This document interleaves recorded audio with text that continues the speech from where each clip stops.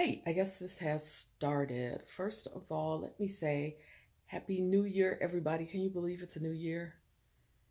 Gosh, that time is just flying, I tell you. So I hope everybody is having a great start to their new year.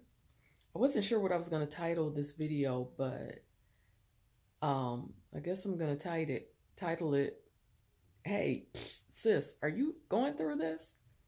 So, anyway, I want to talk about perimenopause. Yeah, so all the guys just probably checked out. But first of all, let me say that, or second of all, because I already said Happy New Year. So, second of all, let me say that I am not very easily embarrassed by anything, especially when it's something that um, pretty much every woman who lives long enough is going to go through. So I know that there are women who still are very uncomfortable with talking about things like menstruation and perimenopause and all of that. And I don't know why. I really don't know why in 2018 um, an adult woman would be uncomfortable with that topic, but I'm sure there's some that are. But I want to ask I want to tell you some things that I have been experiencing and ask if anyone else is going through them. And if so, what are you doing to deal with it? Because it is about to drive me bat poop crazy. Okay, so first of all, um, the brain fog. Are you experiencing the brain fog? Because I can't remember one thing, one moment to the next. And it's frustrating to no end. So, are you experiencing that? And if so, what the hell are you doing about it? Do you just roll with it? What? Okay. The lack of energy. I have not been to the gym in over a month, y'all. And I'm telling you, I am about to be the world's fattest vegan.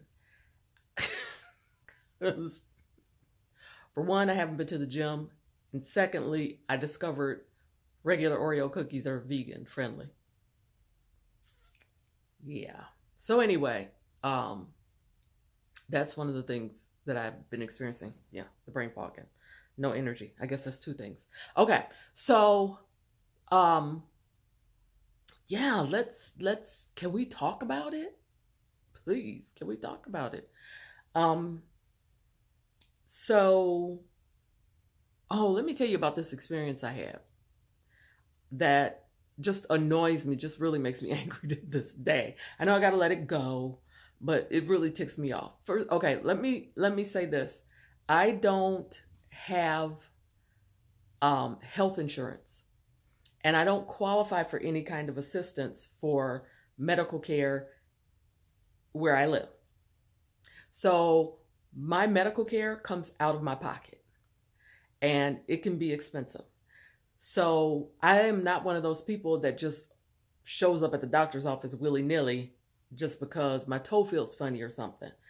If I'm coming to your doctor's office, I'm coming because there's an issue or because I need a regular exam. But more than likely, there's an issue. So about 2 years now, I think it's been 2 years, maybe even three.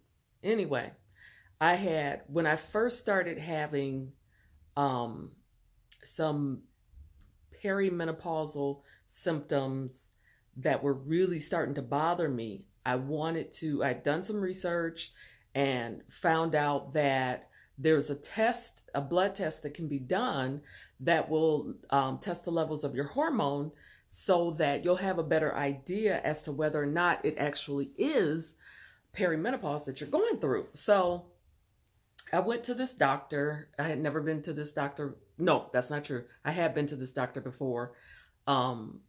I think I had had some severe allergy symptoms or something and had gone to this doctor. Anyway, went back to this doctor hoping that I had found, a good doctor, and explained to him my symptoms. And he, of course, looked at my chart and saw my age and immediately said, yeah, it's, you know, at your age, I think I was in my late 40s at that time. I'm 52 now. And I think I was probably 48 or 49, maybe. I don't think I had hit 50 quite yet.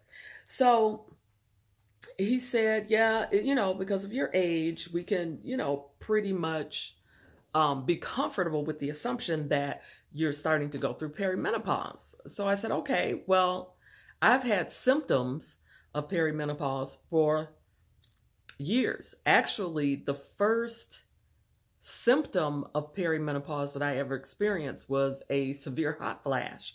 And that was at my daughter's first ever baby shower. And that baby is now 13 or 14. How old is my oldest grandbaby? See, brain fog.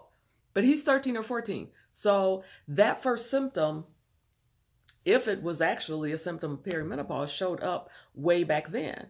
And so I'm under the understanding that there's no way to know when it's all going to end. But I'm also, since I've been researching it and dealing with it, I'm learning that may not have even been a perimenopausal symptom. It could have been my thyroid. It could have been a number of things just going haywire, because I do have a history of thyroid issues. And so that was the whole point of me going to this doctor, and explaining all of that to the doctor and saying, hey, can we just get this blood test done so that we can know for sure what's going on with my body, so we can figure out what to do to get it regulated right, so that I can feel like a human again. And so I thought that the doctor understood what I was talking about and was going to administer the test that I needed, because they took blood and did what I thought was a test. Well, lo and behold, when I get back to, and remember, I pay out of pocket for my medical care. So we're talking an office visit, every visit, not to mention lab fees and all of the other fees that go along with, your medical visits. So I get back to the doctor's office thinking I'm going to get these results. And it turns out that I don't even remember, you guys, what test he had done with my blood, but it had nothing to do with hormone levels at all. And so when I expressed to him, I thought we were doing a test for hormone levels. We need to find out whether or not these symptoms are actually perimenopausal or something else. And his explanation was, well, that test is really expensive.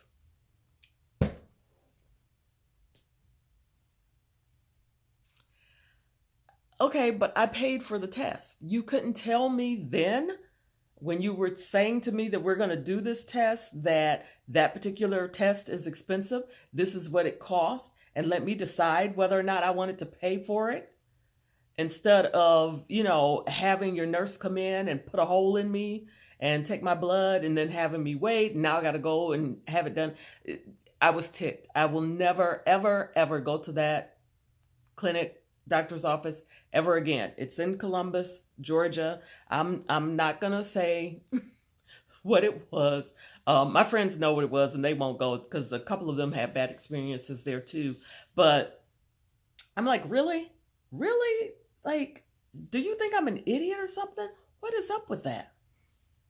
So yeah, never went back to that doctor. But I also started, I think at that point I had started really working out a lot and got quite a bit of relief from the symptoms. But lately, they seem to have intensified. I mentioned earlier I had not been to the gym in like a month. I just have not had the energy to get up and go. And it's not just the physical energy. There's like a mental, emotional headspace kind of thing that's going on too, that I'm pretty sure it's hormonal, but can a sister get a test to confirm? So anyway, Today is January 1st, so I did find a doctor that I like, and it's time for a follow-up appointment there, and I'm going to talk to her um, because I think sometimes it might make a difference, whether it's a male or a female doctor that you're going to when you're having issues with female things. Certainly a male doctor can't relate as much. And even though this other doctor is younger and she probably cannot relate to the issues of a 52-year-old, she's got a mom, she's a grandma, she's at least heard some things. I'm just saying. So, yeah, and the experience I've had with her so far has been better, but I am going to talk to her.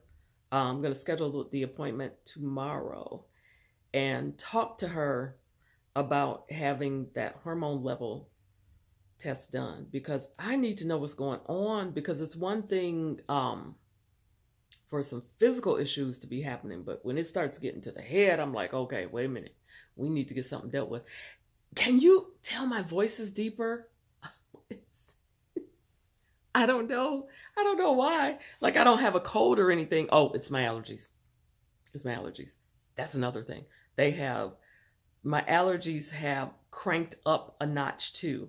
And in, again, doing some research, that is one of the things that I discovered is that when your hormones are out of balance, it can basically knock everything else out of balance. Any issues that any chronic issues that you have, arthritis, asthma, allergies, it can kind of take those things up a notch when your hormones are out of balance. So I'm like, come on, what is going on here? And I've never before been interested in any hormone replacement or anything like that, because I'm a little, I'm concerned about stuff like that in terms of, does it cause cancer? What are the side effects? So, but yeah, I think step one is I got to find out what the heck is really going on. So ladies and gentlemen, if you know any ladies who have gone through this experience, this particular journey already, what have some of your symptoms been, and what have you done to cope? Because like eating sleeves of Oreo cookies is just not going to work. It's just going to make everything worse. So I would really love to hear your experiences, good or bad, with doctors, and your experiences, if you've come up with any natural ways to deal with it. I know that the first step is finding out whether or not this is actually what is going on, or if it's my thyroid just going out of whack again, or if it's just a combination of the whole craziness in itself. Because I know that your thyroid being out of whack can affect your hormones, and I know that your hormones being out of whack can affect your thyroid. It's just a mess. So anyway, yeah, I'm telling you, it's just I really want to go back to bed. For real. I just want to go back to bed. But anyway, let me know, you guys, please, and share this video if you know somebody who has gone through this. Please comment below or direct me to a video, message board or something. All right, you guys. So this is the first video of the year. They won't all be like this, I promise. All right. Love you guys. Bye.